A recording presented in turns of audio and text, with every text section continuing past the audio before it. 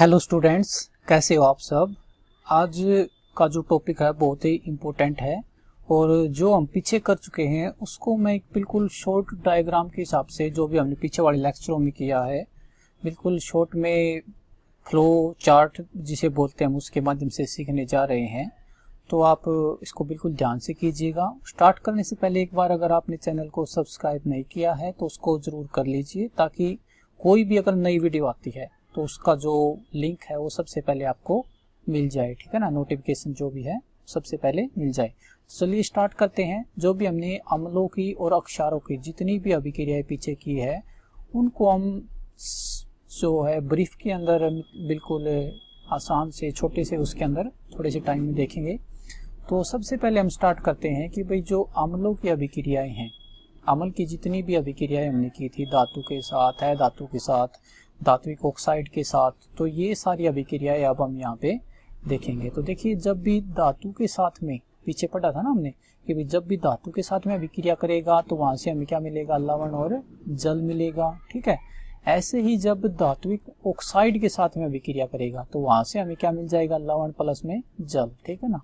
यहाँ से देखिए ध्यान रखना है, धातु के साथ की तो साथ में लवण तो था ही दोनों जगह पे, ये भी लवण है और ये भी लवण है, लेकिन यहाँ पे हमें जल मिला है और यहाँ पे हमें क्या मिली है, हाइड्रोजन गैस मिली है, ठीक है ना। तो धातु के साथ, अकेले धातु के साथ में हाइड्रोजन गैस मिलती है, जबकि धात्विक ऑक्साइड है, ऑक्साइड के साथ में जल कैसे मिल गया, क्योंकि ऑक्साइड के साथ में जो ऑक्सीजन है वो जुड़ी हुई है, ठीक है ना। लवण और साथ में जल मिलता है। क्यों मिला है, क्योंकि धात्विक ऑक्साइड, जैसे एग्जांपल किया था, कॉपर ऑक्साइड के साथ में मान लो HCl, मान लो ये HCl हमने अभी क्या करवाई थी, 2HCl लिया था, तो CuCl2 तो वहां से हमें मिला था। साथ में क्या मिला था कि भाई जो H है वो ऑक्सीजन के साथ में वहां पे H2O मिला था, ठीक है। तो ये सारी चीजें आपको ध्यान रखनी है। धात्विक ऑक्साइड के साथ में जल ही क्यों मिला, क्योंकि वहां पे ऑक्सीजन ज्यादा जुड़ी हुई थी, ठीक है ना। अब बारी आती है धातु की। जब बाइकार्बोनेट के साथ में अभिक्रिया करवाई जाती है तो वहां से हमें लवण और जल तो मिलते ही हैं, साथ में कौन सी गैस मिल गई, CO2 मिलती है, मतलब कार्बन डाइऑक्साइड साथ में मिली है। ऐसे ही धातु कार्बोनेट के साथ में अम्ल की अभिक्रिया करवाई जाती है तो वहां से देखिए आपको लवण भी मिलेगा, CO2, और साथ में जल भी मिलेगा, ठीक है। तो ये चीजें आपको ध्यान रखनी है। और जब अम्ल अक्षार के साथ में अभिक्रिया करेगा तो वहां से हमें लवण और जल, उदासीनीकरण अभिक्रिया के अंदर हमने बिल्कुल ही डिटेल में पढ़ा था। तो ये चीजें आपको बिल्कुल ध्यान में रखनी है। अम्ल की अभिक्रियाएं होंगी तो क्या क्या मिलेगा वहां पे, ठीक है। अब बारी आती है नंबर 2 के ऊपर, अक्षार्क, ठीक है। अक्षार की अभिक्रिया जब हमने क्या है, धातु के साथ में करवाएंगे तो लवण प्लस में क्या मिलेगा, हाइड्रोजन गैस मिलती है। ऐसे ही अधात्विक ऑक्साइड के साथ में अभिक्रिया करवाएंगे तो लवण और साथ में क्या मिलेगा, जल मिलेगा, ठीक है। ऐसे ही जब हमने धातु बाइकार्बोनेट 3rd नंबर पे आया था तो इसके साथ में हमें पीछे पढ़ा था कोई अभिक्रिया नहीं होगी अक्षारकों की, और धातु कार्बोनेट या बाइकार्बोनेट इन दोनों के साथ में कोई भी अभिक्रिया नहीं होगी, ठीक है। तो ये आपको याद रखना है। और अम्ल के साथ तो हमने देखा ही था, लवण और जल मिलता है, ठीक है। तो ये चीजें आपको याद रखनी है, बहुत ही इजी है, और जो हमने एक एक को हमने पीछे डिटेल में पढ़ा है। अगर आपने वीडियो नहीं देखे तो जरूर इसे देखिएगा। अब बारी आती है कि भाई अब तक तो अभिक्रियाएं की थी, इनके बारे में पढ़ा था, अब दोनों के अंदर समानताएं, मतलब सिमिलरिटीज अम्ल और अक्षार में क्या क्या होती है, ठीक है। तो जितने भी अम्ल हैं या फिर अक्षार्क हैं, ठीक है ना, अम्ल हैं या फिर अक्षार्क हैं, ये सारे के सारे क्या पैदा करते हैं, H+ आयन। जब इनको जल में घोल देते हैं तो वहां से हमें क्या देंगे, ये H+ आयन देते हैं। जबकि जो अक्षार्क हैं, सभी अक्षार्क क्या करेंगे, OH-, मतलब हाइड्रोक्साइड आयन उत्पन्न करते हैं। तो यही लिख रखा है, जब कोई अम्ल या अक्षार्क जल में मिलाया जाता है तो ये क्या होते हैं, तनुकरित हो जाते हैं। तनुकरित का मतलब यही है ना, उसके अंदर जो या तो अम्ल है या फिर अक्षार है उसकी मात्रा कम हो जाती है। जल में मिलाने पर आयन की सांद्रता H3O या OH- में प्रति इकाई आयतन की कमी हो जाती है। मतलब क्या हुआ, यदि अम्ल मिलाया है तो उसके H3 मतलब हाइड्रोनियम आयन घट जाते हैं, और अक्षार मिलाया है तो वहां से हमें OH- आयन, हाइड्रोक्साइड आयन कम हो जाते हैं, ठीक है। ये समानताएं थी। दोनों के दोनों क्या है, जल में घुलने पर अम्ल H+ आयन देगा, वो OH- आयन देगा। अगर अम्ल के अंदर जल मिलाते हैं तो ये इनकी हाइड्रोनियम आयन की कमी हो जाती है और अक्षार के अंदर मिलाते तो हाइड्रोक्स आयन की कमी हो जाती है। ठीक है, बिल्कुल ईजी है, ध्यान से देखिएगा।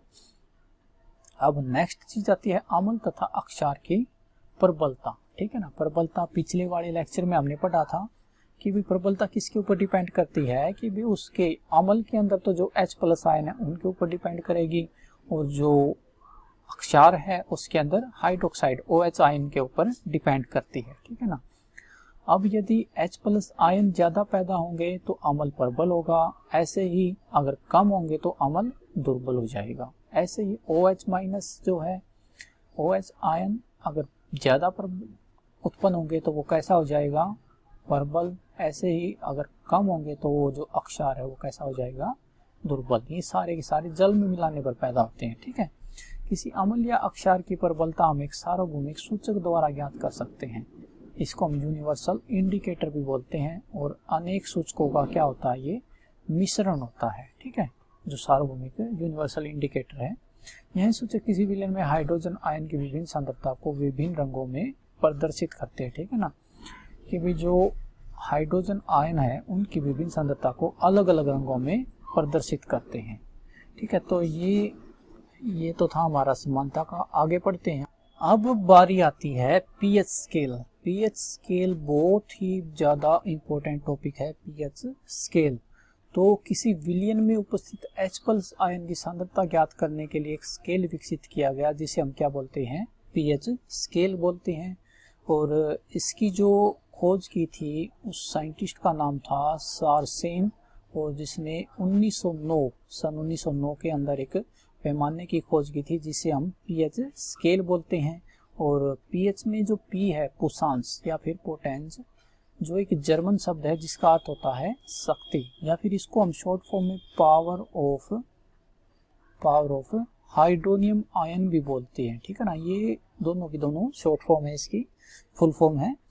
अब देखिए पीएच के अंदर पता कैसे चलता है कि भाई पीएच अगर 7 के बराबर होता है, पहले मैं आपको बता दूं कि जो पीएच जो स्केल होता है उसके ऊपर 0 से लेके 14 तक विलयन को मापा जाता है। ठीक है, 0 और बीच में हमेशा 7 होता है। ठीक है, 7 से जितने भी पीछे वाले होते हैं, 6 है, 5 है, ये सारे के सारे अम्लीय होते हैं, और जितने भी आगे वाले होते हैं ये सारे के सारे क्या होते हैं, अक्षारीय होते हैं। ठीक है, और बिल्कुल 7 पे क्या होता है, उदासीन होता है। ठीक है, अब 7 से पीछे एक 6 आता है, 6 से पीछे 5। अब 6 वाला और 5 वाला अगर कंपेयर करें तो 5 वाला ज्यादा अम्लीय होगा 6 वाले से। ठीक है, ऐसे ही 5 वाले से पीछे वाला 4 वाला ज्यादा अम्लीय होगा बजाय इनके।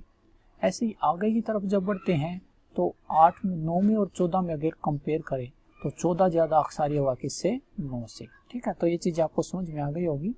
अब देखते हैं आगे क्या लिखा हुआ है कि भाई यह स्केल 0 से 14 तक पीएच ज्ञात करने के लिए उपयोग में लाया जाता है। ठीक है, ये चीजें हो चुकी हैं। अब देखिए कि भाई अब अगर अम्ल के अंदर ले लेते हैं हम, जैसे यहाँ पे दिखाया गया है कि भाई जो पीछे जिसका अम्ल मान लो ये 0 से लेके ये 0 के ऊपर है, और ये मान लीजिए बिल्कुल 7 से पीछे 6 के ऊपर है। ठीक है, 7 पे तो उदासीन होता है। अब जैसे जो इस साइड हैं वे तो क्या होंगे, हमारे प्रबल होंगे। ठीक है, अब ये मतलब ये 0 है और ये हमारा पीछे की तरफ है। ठीक है ना, ये बढ़ता जा रहा है। ठीक है, तो ये जितने भी एसिड है ये हमारे सारे के सारे क्या है, प्रबल एसिड है। HCl है, hydrochloric acid, H2SO4 sulphuric acid है, ये हमारा नाइट्रिक एसिड है, और ये CH3COOH ये हमारा कौन सा है, एसिटिक एसिड है, और ये कौन सा है हमारा कार्बोनिक अम्ल है। ठीक है, तो ये क्या है कि भाई जितना भी हम पीछे की तरफ जाएंगे, मतलब 0 की तरफ जितना भी बढ़ता जाएगा वे सारे के सारे स्ट्रॉन्ग एसिड हो जाएंगे, और जितना हम 7 की तरफ बढ़ते जाएंगे उतने ही दुर्बल अम्ल मिलेंगे। तो ये सारे क्या है, हमारे दुर्बल अम्ल हैं। ठीक है, तो ये आपको ध्यान रखना है। ऐसी अक्षार की बात आती है कि भाई जैसे ही हम पीछे की तरफ बढ़ रहे हैं, मान लीजिए 7 से ऊपर की तरफ जा रहे हैं, तो ये हमारे पर्पल अक्षार हो गई। जैसे हमारा sodium hydroxide, potassium hydroxide, calcium hydroxide. ठीक है, ये सारे क्या है, पर्पल अक्षार हैं। और ये क्या है, ये हमारा दुर्बल अक्षार है जिसको हम क्या बोलते हैं, अमोनियम हाइड्रोक्साइड NH4OH। ठीक है, अब देखिए क्या है, नीचे दिखाया गया है कि भाई अगर 7 से पीछे की तरफ जाते हैं तो अम्लीय प्रकृति क्या होगी, बढ़ जाती है। ऐसे ही 7 से अगर आगे की तरफ जाते हैं तो अक्षारीय प्रकृति बढ़ेगी, ठीक है। और बीच में क्या होता है, उदासीन होता है। ऐसे ही जब पीछे की तरफ जाएंगे H+ आयन की सांद्रता में वृद्धि होगी, ठीक है ना। जितने H+ आयन बढ़ेंगे उतना ही अम्लीय विलयन क्या है, उतना ही विलयन क्या हो जाता है, अम्लीय हो जाता है। ऐसे ही जितने H+ आयन में कमी आएगी उतना ही अम्लीय विलयन कम हो जाता है और अक्षारीय विलयन ज्यादा हो जाता है, ठीक है। तो ये चीजें आपको बिल्कुल ध्यान में रखनी है। तो ये था हमारा पीएच स्केल, बिल्कुल बहुत ही इंपॉर्टेंट है, सारी चीजें आपको ध्यान रखनी है। अब दैनिक नेक्स्ट टॉपिक हमारे पास में आता है दैनिक जीवन में पीएच का महत्व क्या होता है, ठीक है ना। तो दैनिक जीवन में सबसे पहले जो महत्व आता है, पौधे और पशुओं के अंदर जो पीएच होता है उसका एक बैलेंस होना चाहिए। जो हमारा शरीर होता है वो क्या है, 7.0 से 7.8 पीएच तक कार्य करता है, इस रेंज के बीच में कार्य करता है, ठीक है। ऐसे ही जब वर्षा का जल होता है उसकी जो पीएच है वो क्या है, 5.6 से अगर नीचे चली जाती है, ठीक है ना, वर्षा के जल की 5.6 से कम हो जाती है तो वो क्या कहलाता है, अम्लीय वर्षा कहलाती है। अम्लीय वर्षा के बारे में डिटेल में आगे पढ़ेंगे। तो ये दोनों चीजें याद रखनी है, जो हमारा शरीर है वो कितने से कितने पीएच के बीच कार्य करता है, 7.0 से 7.8 के बीच में। ऐसे ही जो वर्षा का जल है वो अम्लीय कब होता है, जब उसकी जो पीएच है वो 5.6 से कम हो जाती है, ठीक है। तो ये चीजें आपको ध्यान में रखनी है। अगली बारी आती है मिट्टी का पीएच। जो हमारी सोइल होती है, जो मिट्टी होती है, उसका जो पीएच होता है, तो अच्छी उपज के लिए पौधों को विशिष्ट पीएच की आवश्यकता होती है। तो यदि किसी पीएच स्थान की मिट्टी का कम या अधिक हो तो इसमें आवश्यकता अनुसार अम्लीय या अक्षारीय, यानी कि अगर ज्यादा अम्लीय है तो उसमें अक्षार मिलाते हैं, अक्षार ज्यादा है तो अम्लीय मिला देते हैं, ठीक है। तो वहां पर भी पीएच की वैल्यू होती है। इसके बाद पाचन तंत्र, जो हमारा पाचन तंत्र है उसके पीएच में क्या है, जो हमारा उदर होता है, ठीक है ना, जो हमारा पेट है उसके अंदर कौन सा अम्ल होता है, HCl होता है, ठीक है। और जो भोजन पचाने के लिए सहायक होता है, ठीक है। जब अगर ज्यादा हो जाता है तो उसमें क्या होता है, जलन अनुभव होने लगती है। इस दर्द से मुक्ति पाने के लिए हम क्या करते हैं, एंटी एसिड का यूज करते हैं, ठीक है ना, एंटी एसिड। और जैसे एग्जाम्पल के रूप में एंटी एसिड क्या यूज किया जाता है, मिल्क ऑफ मैग्नीशिया, ठीक है। तो यहाँ पर भी पीएच बहुत वैल्यू रखता है, ठीक है ना। तो पीएच को ख़त्म करने के लिए अगर ज़्यादा हो जाता है तो उसके लिए हमें अक्षार यूज करते हैं, ठीक है ना, अम्ल को ख़त्म करने के लिए। ऐसे ही पीएच परिवर्तन के कारण दंत अक्ष, दांत कैसे सड़े, मुंह की पीएच का जो मान है वो कितने से कम हो जाता है, 5.5 से अगर कम हो जाए तो क्या होगा, हमारे दांत सड़ने शुरू हो जाते हैं। और एक चीज और, जो दांतों का जो इनेमल होता है, जो वाइट त्वचा होती है, वो किस चीज की बनी होती है, कैल्शियम फास्फेट। और सबसे शरीर का सबसे कठोर पदार्थ भी यही होता है। लेकिन 5.5 से अगर पीएच कम हो जाए तो क्या होगा, ये हमारा दांत जो है संक्षारित होने शुरू हो जाते हैं, ठीक है ना। ऐसे ही इनको उपयोग करने से अम्ल की अधिक मात्रा उदासीन किया जाता है, ठीक है ना, अक्षारीय दंत मंजन का यूज करने से। ऐसे आगे आता है पशु और पौधों द्वारा रसायनों से आत्मरक्षा। अब एक चीज बहुत बार पूछी जाती है, मधुमक्खी का डंक है, बिच्छू का डंक है, ठीक है ना, इन सब के अंदर क्या है, एक अम्ल होता है जिस अम्ल का नाम होता है मेथेनोइक अम्ल। मेथेनोइक नहीं, मेथेनोइक होता है, और जिसके कारण क्या हम जलन का अनुभव करते हैं। और इसके लिए तो अगर कोई भी अगर डंक मारता है तो उसकी जगह पे क्या लगाया जाता है, बेकिंग सोडा, ठीक है। तो ये तो था पीएच के बारे में जो हमने डिटेल में पढ़ा है। मुझे आशा है आपको समझ में आया होगा। यहाँ पे देखिए प्रबल अम्ल प्लस प्रबल अक्षार, तो जो उदासीन हो जाएगा तो विलयन का जो पीएच है कितना होगा, 7 होगा। अगर प्रबल अम्ल है तो अम्लीय विलयन का पीएच क्या होगा, 7 से ज़्यादा होगा, ठीक है। प्रबल अक्षारक है तो 7 से कम हो जाएगा। तो ये चीज़ें आपको ध्यान रखनी है। तो जो आज का टॉपिक हमने किया है वो बिल्कुल ध्यान से समझना है, और अगर पसंद आता है तो लेक्चर को लाइक ज़रूर कीजिएगा, चैनल को सब्सक्राइब करना मत भूलिए। Thank you, have a good day.